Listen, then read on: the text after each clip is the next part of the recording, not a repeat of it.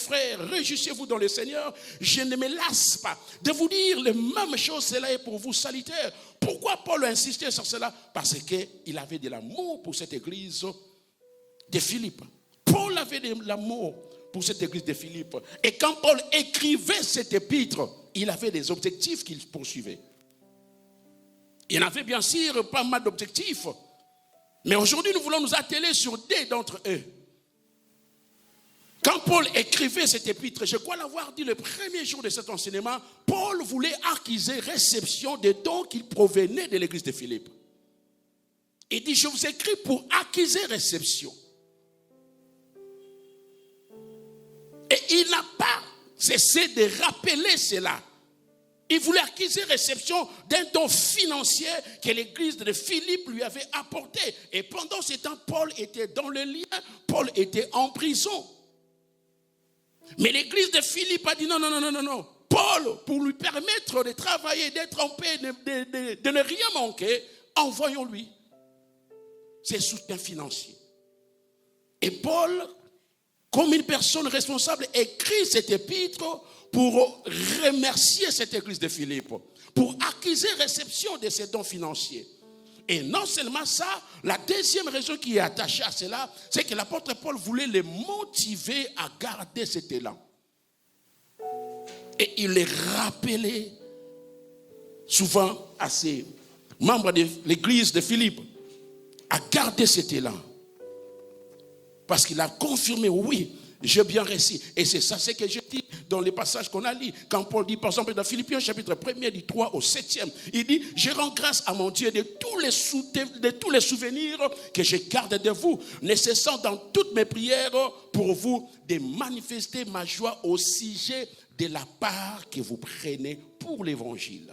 Donc l'église de Philippe, c'était une église qui prenait part à l'évangile. Et Paul les encourage à maintenir ce rythme.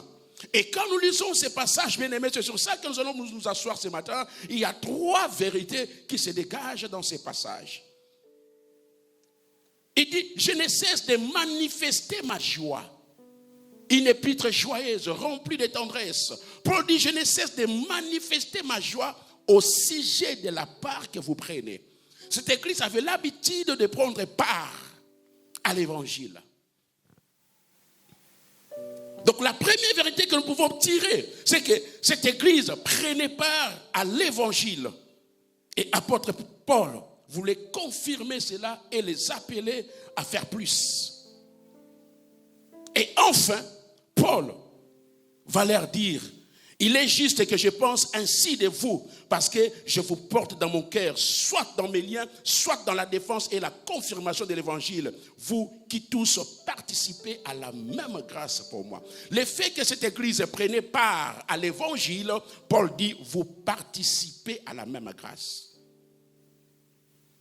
Il acquise réception, il les motive dans cet élan, et il leur dit encore, en faisant ce que vous faites là, vous participez à ma grâce.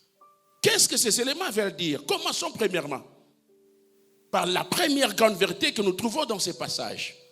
En s'adressant aux Philippiens, Paul, premièrement, nous confirme que les Philippiens prenaient part à l'évangile. Les Philippiens savaient que l'évangile que Paul prêche doit être prêché partout dans le monde.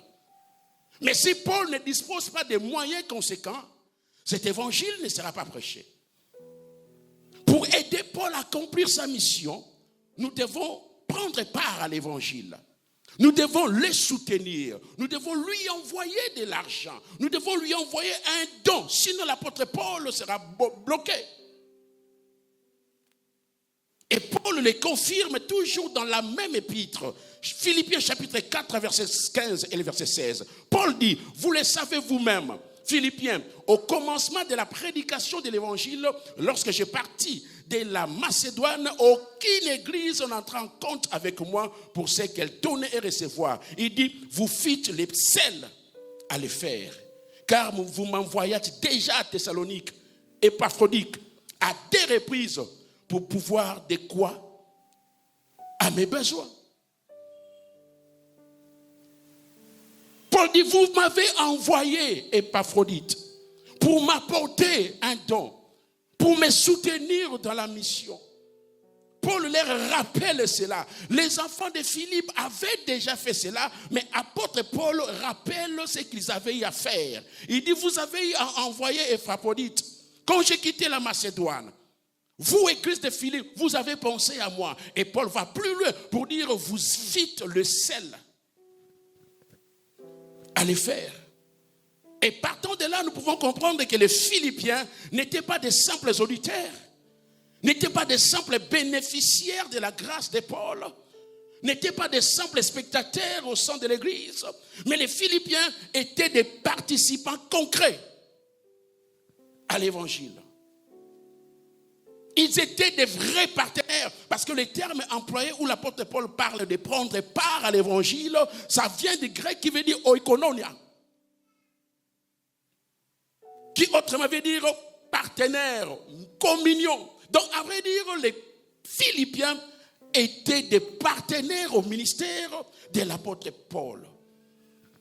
Paul était bien accueilli. Dès les premiers jours, il était chez eux. Paul était soutenu dans son ministère. Pas seulement un soutien spirituel. Prions pour les missionnaires Paul. Soutenons-le dans la prière. Entrons en jeûne pour lui. Il n'y avait pas que ça. Mais les Philippiens allaient au-delà d'une simple prière, allaient au-delà d'un soutien financier.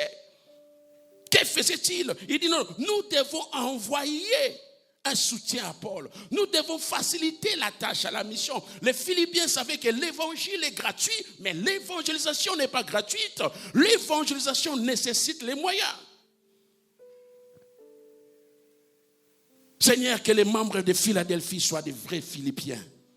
Au nom puissant de Jésus-Christ.